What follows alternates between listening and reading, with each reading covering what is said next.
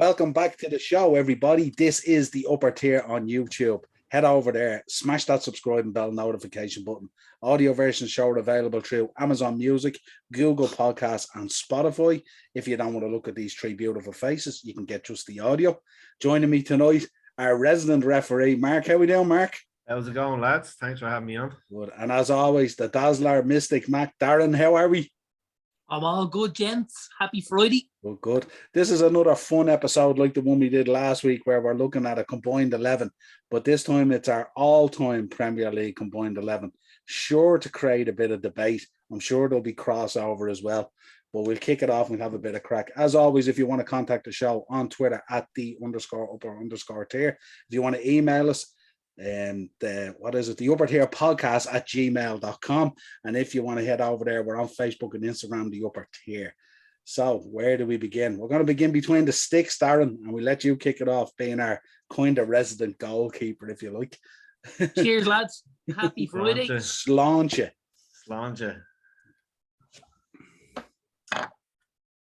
I am going to kick it off in between the sticks. A man which you know played a big part in my goalkeeping career.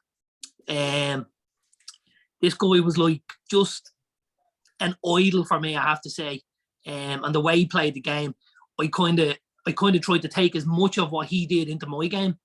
You know, abusing centre backs and slapping fellas in the head and stuff like that. I was all into that sort of thing, you know. So it'll be no tennis coach. David James. It'll be no surprise that my number one is the Great Dane, Peter Schmeichel. Good choice. Yeah. Give us your sub goalkeeper as well then. Another Man United goalkeeper.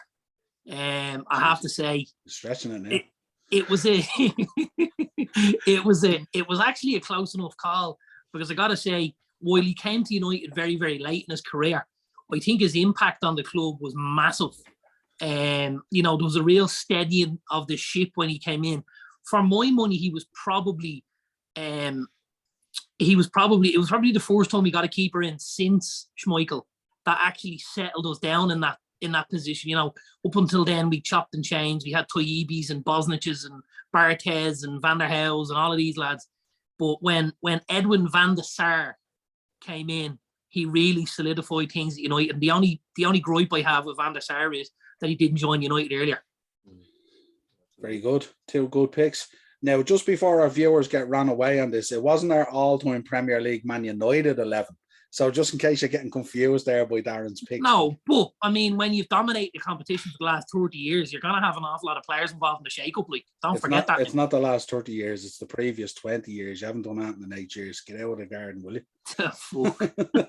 Mark, give us your two goalkeepers, your starter and your bench. Starting goalkeeper, like Dazzler, has to be Peter Schmeichel. The difference he made in that team.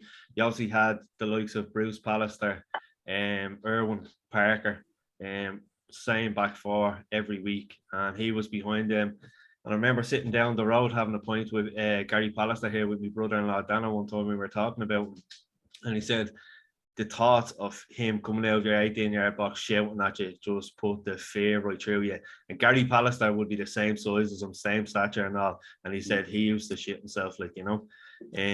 Maybe so like Bruce as well. I mean, Bruce looked like Leatherface out of the Texas Chainsaw Massacre. So I'm not surprised. Like.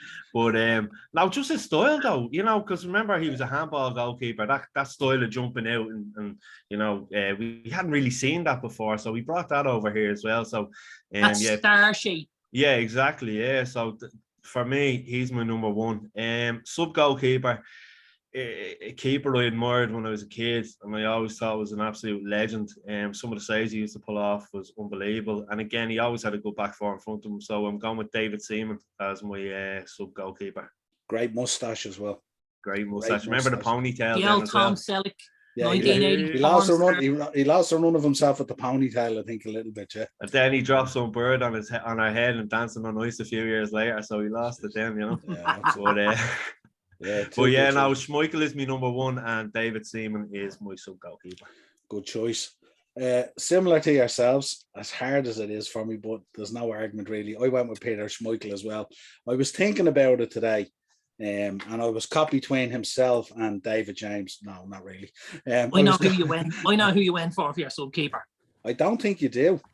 Bet you I do. I'll let you guess in a minute, right? And I'll tell you. Right. I went for Schmeichel. The reason I went for Schmeichel is I thought he was outstanding over a very prolonged period of time. And I thought he was very influential in how good the back four at United were. But I also thought he applied his craft at a time where goalkeepers didn't get as much protection as they do today. So I thought, yeah, absolutely outstanding, Peter Schmeichel. For my sub goalkeeper, go ahead, Darren. Peter Cech. Yeah, 100%. I couldn't leave him out, just that. He listen. Only for the fact I'm a United fan, he'd have been my sub-keeper as well, because he was absolutely phenomenal at Chelsea. Now, phenomenal. Like if you talk about the likes of Schmeichel, being a trendsetter in the way he did stuff, like Cech at Chelsea was something like that as well. He really, really was. And he was an absolutely fabulous goalkeeper, really, really was. And honourable mention I'll give him anyway. No, absolutely, because that first season that he came in, the amount of games Chelsea just won 1-0, and he kept them in the game, Like Schmeichel was one of those keepers that would win you a lot of points, one of the first, But I definitely agree with you. Yeah, I often think they often say that title-winning teams are based on the foundation of great defences and stuff like that. But I often believe great defences are based on the foundation of great goalkeepers. And I just think it has a knock-on effect. So certainly both those guys. Look, we only need to look at Arsenal at the minute. And in the change they've made, which was, again, we talked about them bringing Ramsdale in, and it was a kind of a, we looked at it and thought, this isn't a very obvious change, with Leno being a reasonably good keeper and stuff like that. But the difference he's made to that Arsenal back four is astonishing, really. So you're 100% right in what you're saying, Noel.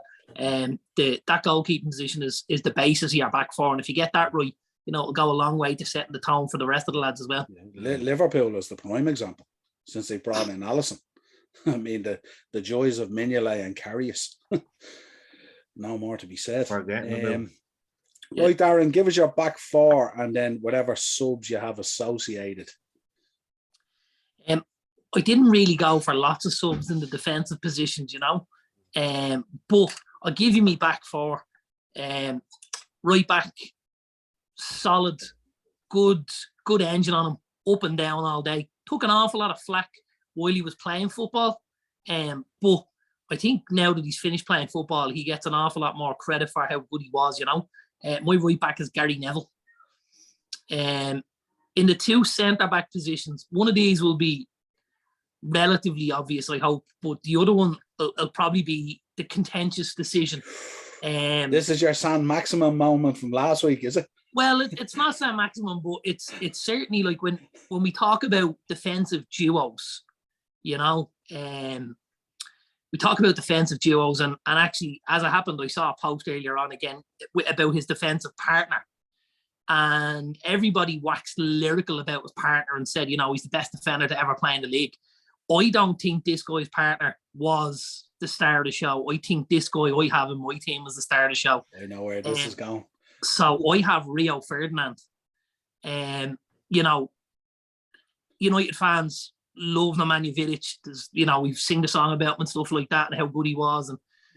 But for me, I've got to be honest, I don't think Vidic would have been half the player he was without that kind of calm, collective Ferdinand beside him and stuff like that.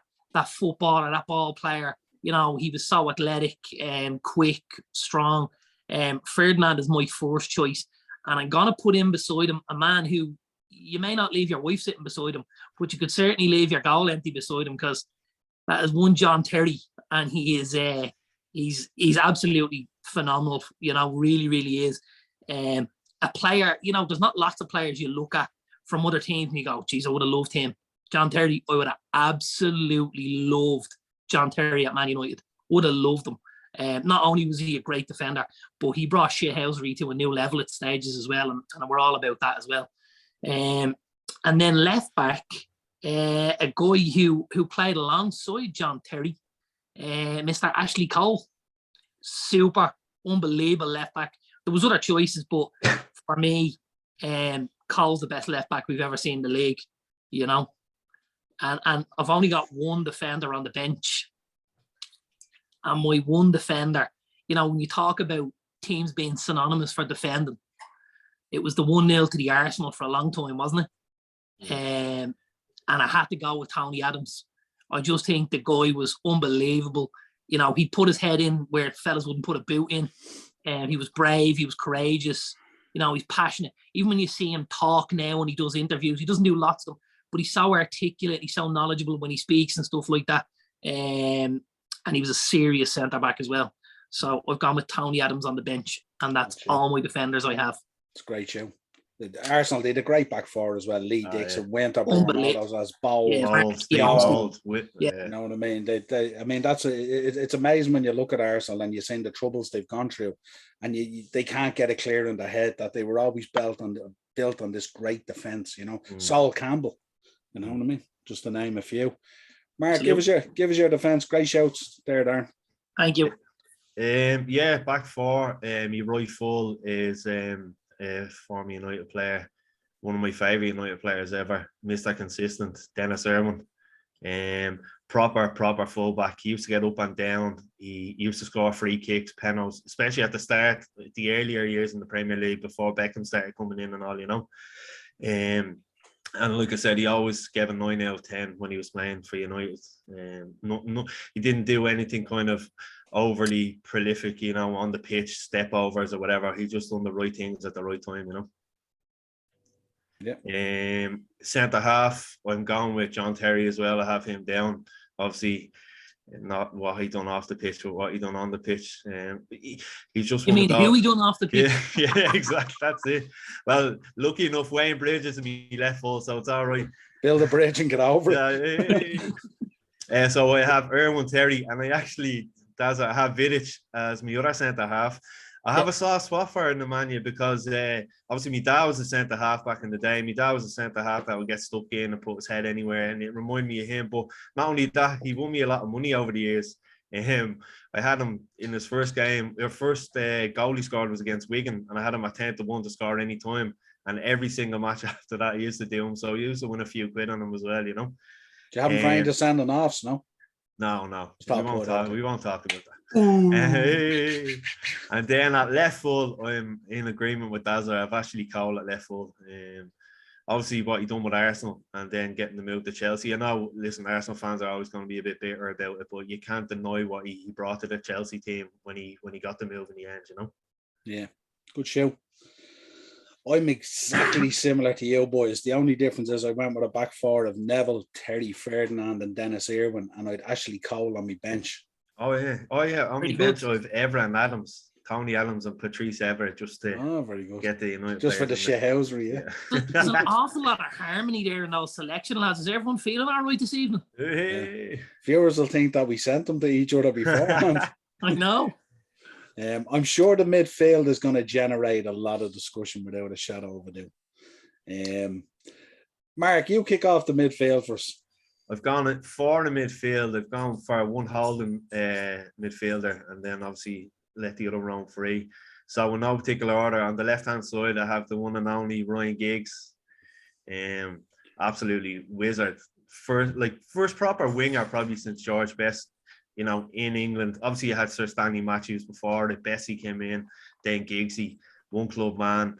You know, some of the goals he scored early doors were unbelievable, and just the longevity of the man, and he has to be in there for me. You know, 13 Premier Leagues, slightly more than one of my other midfielders that I have that played for Liverpool. But yeah, no, he's on my left hand side. The holding midfielder. If he's in your team, he's in your team. Don't hate on him. The holding midfielder I have is one of Darren's best mates. I have Roy Keane playing there in front of the back four just to stir things up. But listen, love him or like him, what he done on the pitch, he changed the mentality at the club when they needed it.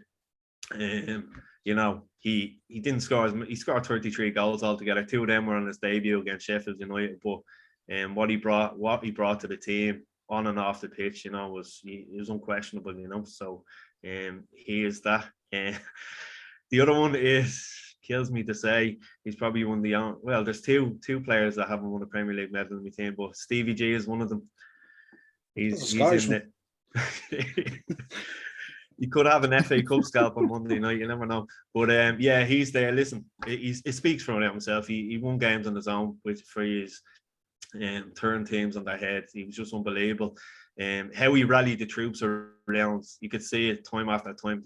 Yeah, the Liverpool players had to be down. He just get behind him. He was a proper captain, proper midfielder. Loved to tackle. Could shoot from anywhere, could score from anywhere, and just influential. On the right hand side, not a renowned winger. He was deployed on the wings a few times, but it's just a player personally when I was younger. I just used to love because he was a different quality. He was a little magician, and I'm putting on the right hand side Jean-Frank Gazola, because for me he brought a different flair to the league when he came in. The little tricks, the flicks, it's something we hadn't seen before, you know. He played well up there with Tor Andre Flo and stuff, but to get him into my team, I had to put him on the right hand side of midfield. Good show. Nice. Why, any subs? Yeah, so we've gone for Lampard, Scalzi, and Cristiano Ronaldo. Jesus. From back in the day. That's a heavy midfield there on the bench as well. Very good. Good picks. Darren, give us your midfield. So I've gone for my favourite formation, which is the L 4-2-3-1. Jesus, here we go. So me two midfielders, I have to agree with Mark. You know, Steven Gerrard, what a footballer. So much respect for the bloke as a footballer. He kept Liverpool relevant when they weren't. That's how good he was. You know, he was phenomenal. He was a little bit like Roy of the Rovers for Liverpool. Like he was taking corners, free kicks, goal kicks, throw-ins, penalties. He just did everything, you know, and he carried that club on his back for a long time. So big shout out to Stevie G. He's in there. He's in my centre midfield in the engine room with a man I'm not very fond of. You didn't put him in, did you? How I did put him in because, listen, I don't like the guy, but I can't argue with the lad's talent, ability, you know, application. He was an all-round game changer at United. He really, really was. At a time when Brian Robson was kind of leaving the building at Manchester United, not Old Trafford, he came in and he took up that mantle, and he ran with it for, you know, over 10 years. He was super for Man United. So my partner in there next to Stevie is Roy Keane. That's an interesting combination, isn't it? Good Lord. Yeah. My wit in my team is going to be brought on the left by, I could only put one player on the left. I could put nobody else. I just thought, and again, you know, guys change things when they come in at times, and this guy changed the game completely. Thierry Henry, what a footballer. Oh my God. Like he was like a human highlight reel. You know, you'd turn on Match of the Day of a Saturday evening just to go, what's he done this week? You know, because he was capable of so much. It was a time when Arsenal came back to the fore of English football, with Henry at the helm, you know. Just unbelievable, really was. On that left-hand side, cutting in. How many times did he finish with that right foot, bending it into the far corner? You know, you knew it was coming, but it was that good you couldn't stop it. Yeah. You know, it was phenomenal. I watched the highlight reel of him actually last night, of just the amount of times he ghosted by players with the ball, and the way he used to eat up the pitch and the ground. Like, the speed of him was just incredible. I don't think we've ever really seen anything like it since, in terms of how he covered ground. And he done it in the biggest games as well. There's players out that will do it against, you know, with the lower teams, but he done against the likes of United and Liverpool as well. He was a big game player. Really was. Yeah, absolutely. On my right-hand side, version 1 of Cristiano, version 1, not version 2. Again, came in at United, a little bit unknown, you know, was talked about as being a one-trick pony, and, you know, he could only do one thing, and he was failing fouls, and he was throwing himself all over the place, and, you know, he took an awful lot of flack, and over time and through an awful lot of hard work, just turned himself into an unbelievable footballer. You know, he just had everything. You know, he could pass the ball, he could cross the ball, he could shoot, he could head. He didn't put too many tackles in, but he was just phenomenal for United. And again, it was at a time where we needed something. We were kind of, you know, trying to rejuvenate the side at that stage. And he took the mantle and he ran with it, you know. Super. My number 10, who was also part of my midfield, is, I'm going to call him not unheralded, but I definitely think at times he's not, he doesn't get the credit he's due, you know. When you're Man United and England's top goal scorer, you should be getting an awful lot more credit than this guy gets. Wayne Rooney was just unbelievable. From the day we all seen that ball go in against Arsenal, you know, when he tucked in from the left hand side, bent it with his right foot in off the underside of the crossbar. He changed English football for about 10 to 15 years after that, you know, and with his goals, with his energy, his tenacity, you know, not only was he a super footballer, but the boy was a born winner.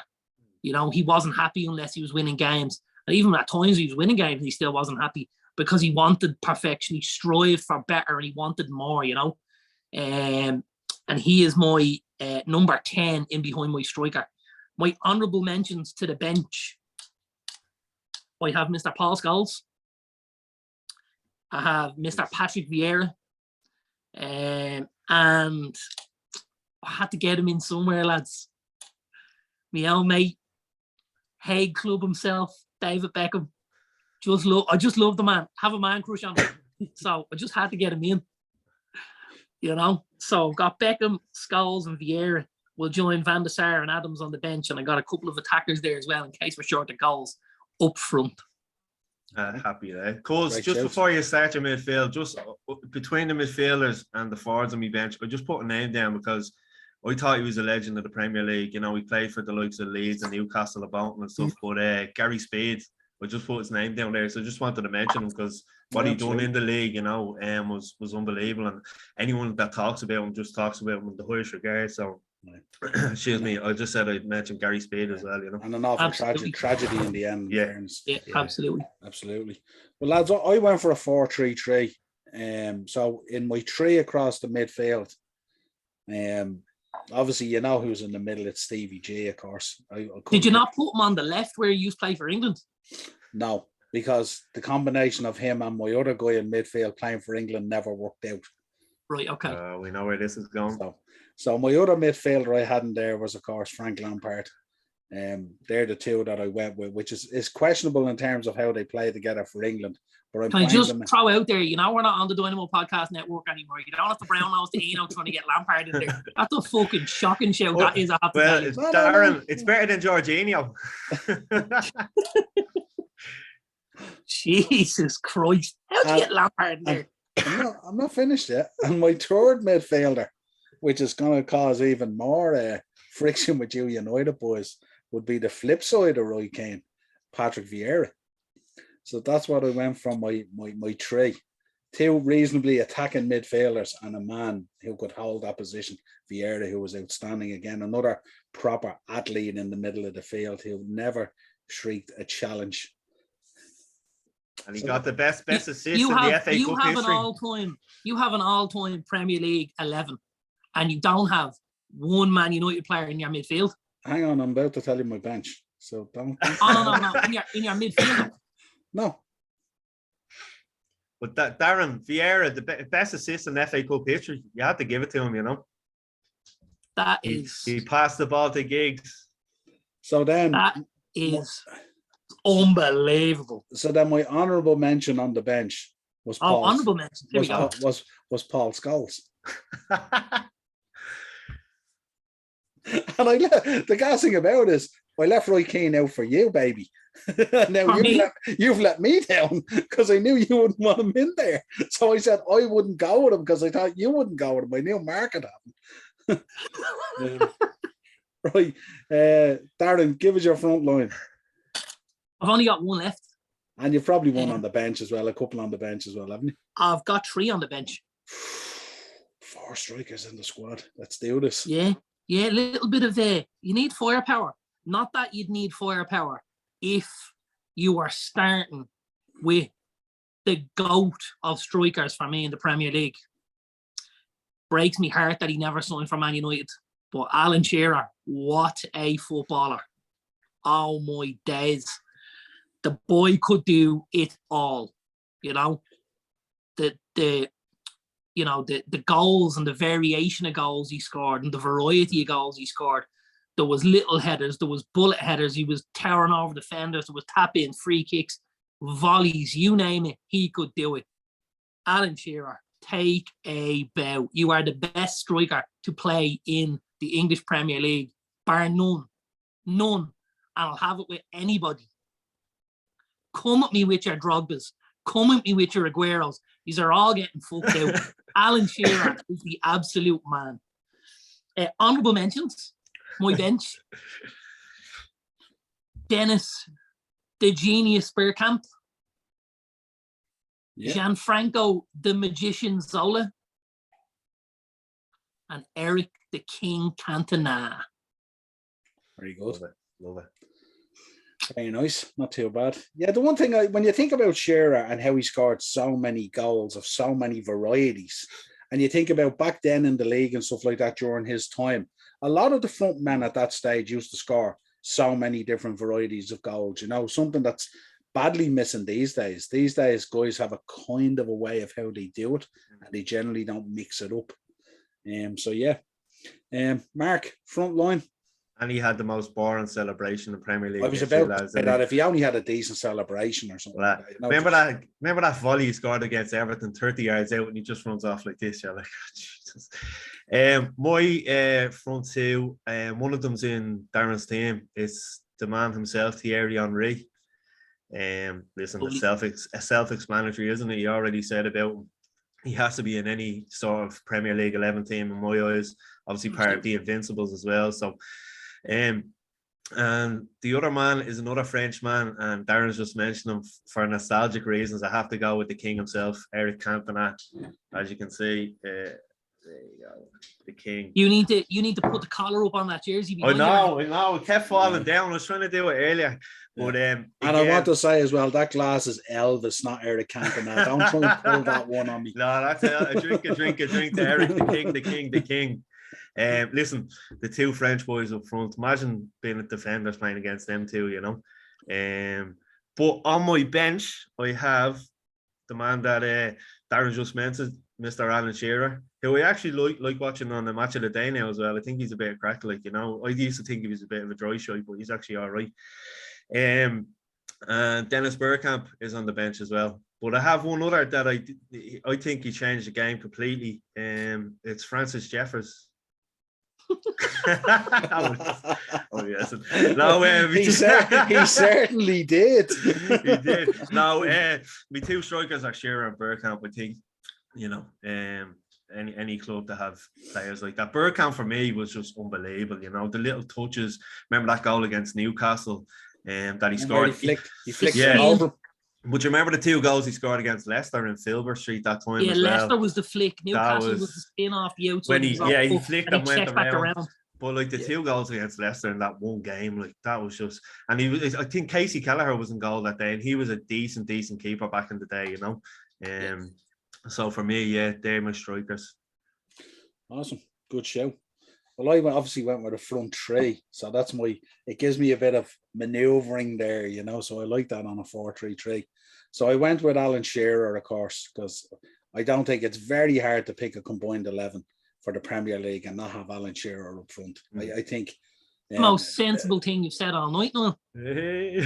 Don't worry, it'll take a twist now in a minute. No, I went with Wayne Rooney up the middle as well, in the middle of that front three. And then I went with Thierry Henry out on the left. So that was my front three: Alan Shearer, Wayne Rooney, and Thierry Henry. And then on my bench, I had Dennis Bergkamp and Sergio Aguero. I know he's done that, Dazzler. I know he's done that, don't we?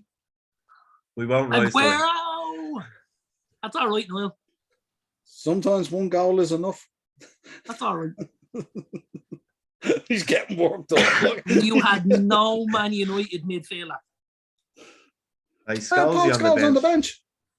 There's no more Thursday night WhatsApp calls, Niall. That's the end of it. It's Hang over. on. I'd 1, 2, 3, 4, including my bench, 5, 6.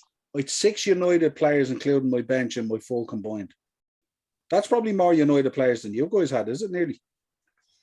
It's close to it anyway, is it? There might be only 1 or 2 on the difference. I've 6 in my team. 7, 8. I've 9 altogether. 9. Yeah, in the team and on the bench, obviously. I've 6 in my team and 3 on my bench is 9 as well, yeah. Yeah, but see, I'd preface that with me saying, like, I'm a Liverpool fan. So for me to put 6 United players in there, that's decent of me. I suppose. Listen, we'll give him his dues. Will we? Tumbleweed. Well, why don't we come back and try to do a European one? That'll be fun. Can't wait to see the comment section after this one, lads. Yeah. Well, anyway, lads, a pleasure having you on for another combined 11. This is the all-time Premier League combined 11. Not for Marky's mates or work who think the Premier League started in 2016. That's neither here nor there. Are they City fans? Liverpool Hey. fans. Yeah, there's a trend. Well, listen, folks, as always, drop your combined 11 all-time Premier League down in the comments. It's been a pleasure being on with the two boys. As always, head over to YouTube, the upper tier out there, hit a subscribe and bell notification, keep the show growing. Audio, of course, is Spotify, Amazon Music and Google Podcasts. Chaps, a pleasure. We will talk to you again real soon. Thanks, lads.